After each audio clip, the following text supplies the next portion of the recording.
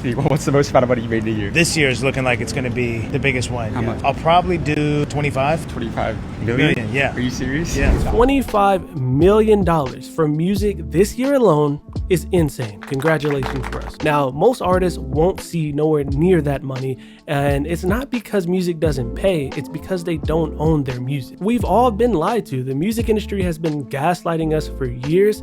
The truth is, there is a lot of money in music if you own the music. If you're anything like me, your whole life, people have probably told you that there's no money in music, there's no money in streaming, the only way to make music is to tour, sell merch, bundles, all that kind of stuff. Let's just stop the cap right away. Russ said something so profound in this interview that kind of made me change my perspective on the music industry. He basically said, if there's no money in music, why do the labels that don't tour or even write any songs make billions of dollars a year? The money is owning the music. I hate all this nonsense of like, there's no money in music. Stop saying that. It's wrong and you're misleading people. If there's no money in music, why do the labels who don't tour and don't own publishing make billions of dollars off of owning the music? If there's no money in music, how are they making money in music? Stop saying that. Just say you don't get it. So here's the reality. In a traditional record deal, the label owns your masters. You might get like a nice advance or something like that, but as far as royalties go, you're usually only left with like 10-20% if you're lucky, and that's if you even recoup. So that pretty much means the label keeps 80-90% forever. And that's why Russ is so inspiring to me, because he's the complete opposite. He owns all of his masters. And he has like over 500 songs in his catalog. So like he said in this video, he doesn't need one song to make him $1 million a year. He can have 500 songs, and you like he said, you do the math on how much he could be making from millions and millions of streams per month going directly to his bank account. And I remember a while back, he shared some screenshots of his royalty statements, and he was making like over $100,000 a month, not from touring, not from merch, like literally just streams alone. We're not even talking about him selling however many thousands of vinyls he's been selling and all of that other recent stuff. It's just from him owning the music. And even when someone offered him $50 million for his catalog, he turned it down because he said he doesn't need the money and he feels like selling your catalog is kind of like selling your soul. And you can see headlines, plenty of headlines of artists selling their entire catalogs for millions and millions of dollars.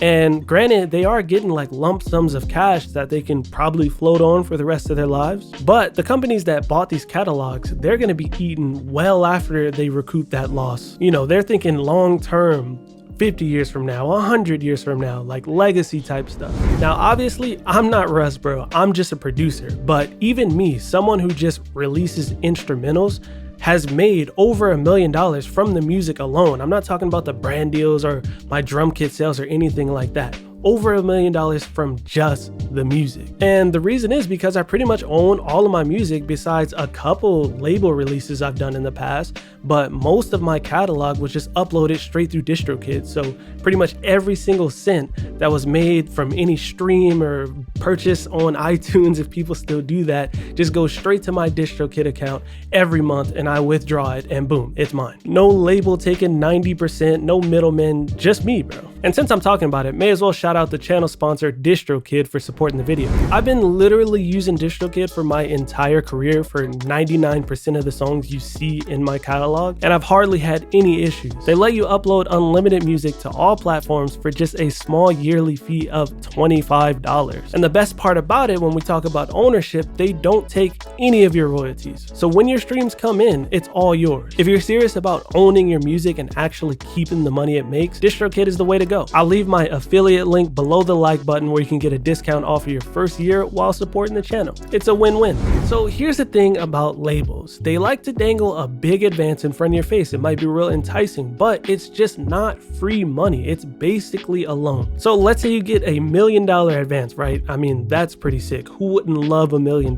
But then let's say they spend another $500K on like marketing and music videos and stuff like that. Now your music has to make $1.5 million in order to recoup all that. And most artists don't recoup, and that's how they end up living check to check, like Russ said in that interview. Now, let me preface all of this by saying I'm not anti-label. I'm not going to sit here and say all labels are a scam, because I've had some pleasant experiences releasing my music with labels in the past. This video is really just about ownership, because at the end of the day, there are plenty of benefits partnering up with a huge corporation that has all these dedicated team members for all these specific tasks, and they do all these things. They do what it takes for artists' careers to kind of blow up or to get in playlists. They have relationships with here and there, maybe can help you get sponsorships or whatever. Outside of it, sometimes just being a good look, I won't lie. But for me, it's just important that people understand what they're giving up for all of that, because hypothetically, if you do start to view an event as a loan, you can start thinking, oh, what if I just go get a loan from a bank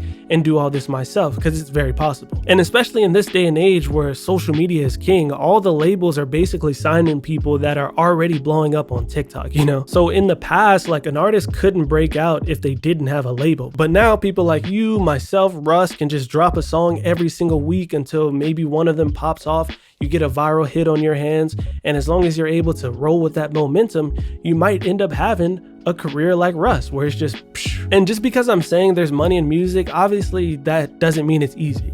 Not everyone is going to make $25 million in a year for music like Russ. Again, salute to bro. But in my opinion, in 2025, the playing field has never been more even. You got artists like David that blew up on TikTok from a song that he recorded on BandLab on his phone for free. Social media gives you the power to put your music directly in front of millions of people at any given moment.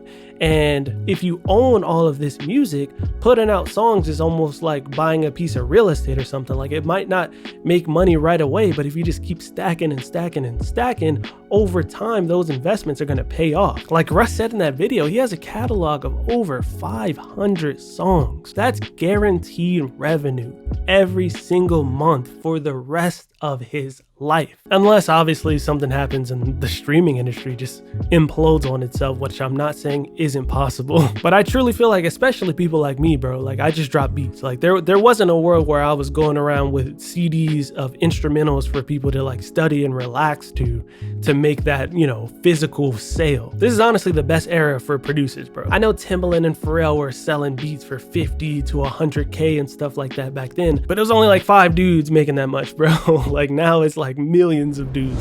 So next time you hear someone say there's no money in music, just know that that is a lie we've been told by labels that they want us to believe. The money is there, you just have to own it. And if you have a grandpa or an uncle that's on your case about that little music thing, just show them this video. I brought out all the facts for them. Hopefully they understand by this point of the video. Hit that thumbs up and subscribe for more videos like this. I'll catch you in the next one. I brought up to you how most musicians do not end up making a lot of money. What is the blueprint to building wealth as a musician? How can somebody become wealthy off music? You got to own the music. How is that possible? By not selling it away to somebody. So most artists, they sell their music away? Yeah, I mean, most artists, when they do a record deal, they give away the ownership to their master. And the master is the song. So when you sell that, you don't own it anymore. So for me, I own all my masters, and I have 500 something songs out. So I don't need one song to make me $1 million. I can have 500 songs making whatever the math is.